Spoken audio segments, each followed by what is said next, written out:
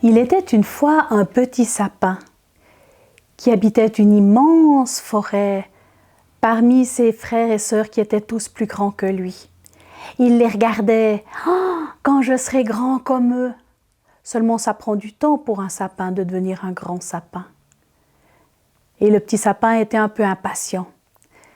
Parfois, on voyait arriver des bûcherons. Ils coupaient la plupart du temps les plus grands et les plus vieux sapins. Et Petit Sapin se demandait toujours « Mais qu'est-ce qu'ils font avec ces grands sapins ?» Un jour, il a demandé à sa copine, la cigogne, elle qui voyage beaucoup, elle doit savoir. Il lui a demandé « Mais qu'est-ce qu'ils font avec ces grands sapins ?»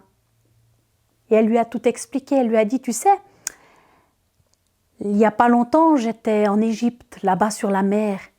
Et quand je me suis retrouvée sur le mât d'un navire, j'ai senti l'odeur des sapins de nos forêts. Je suis sûre qu'ils en font des navires qui voguent sur la mer. » Alors le petit sapin, ça l'a fait rêver. Oh, quand je serai grand, je vais devenir un navire. Mais il devait encore patienter pour devenir grand. Et les mois ont passé et en automne, les bûcherons ont pris un sapin qui était à peine plus grand que lui. Et puis ils en ont encore coupé des tas d'autres. Ça a interpellé le petit sapin. Mais qu'est-ce qu'ils font avec des sapins qui ne sont pas si grands? Il a demandé au moineau qui passait par là, « Tu sais, toi, ce qu'ils font avec ces sapins à peine plus grands que moi ?» Et le moineau a expliqué, « Tu sais, ils les mettent dans les salons et ils en font des sapins de Noël. Ils les décorent avec des bougies, avec des boules, avec des friandises. Et ça devient un sapin lumineux pour Noël. » Ah, le petit sapin trouvait ça sympa. Oh, lui aussi voudrait devenir un sapin de Noël. Le printemps est passé, l'été aussi, et puis c'était l'automne. Les bûcherons se sont approchés du petit sapin. Ils lui ont planté la hache dans le tronc. C'était pas très agréable pour Petit Sapin, mais il était tellement content. Enfin, il allait pouvoir voyager à son tour. Enfin, il allait pouvoir découvrir le monde. Eh bien, il a été apporté dans un magasin de fleurs. Là-bas, le marchand mettait à disposition des sapins, parce qu'il y en avait plusieurs. Un jour, c'est une petite fille qui a dit à ses parents « Papa, maman, c'est celui-là que je veux !» C'est comme ça que le petit sapin s'est retrouvé dans un salon à côté du canapé fleuri.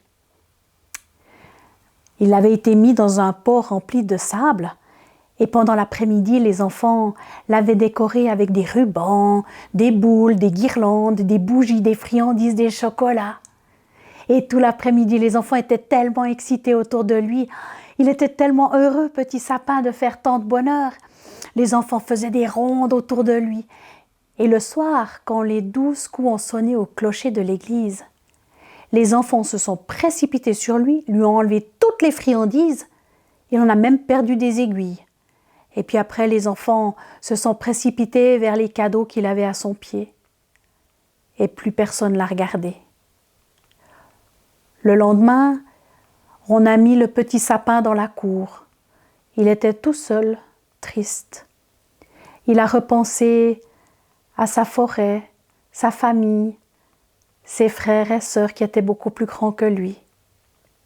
Mais il n'a pas eu de regret. Non, parce que la fête d'hier, il était le roi de la fête. Ah, c'était tellement beau. Il a tellement apprécié ce moment-là qu'il n'a pas eu de regret.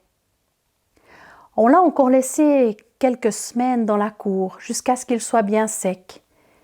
Puis quelqu'un est venu le couper en bûches.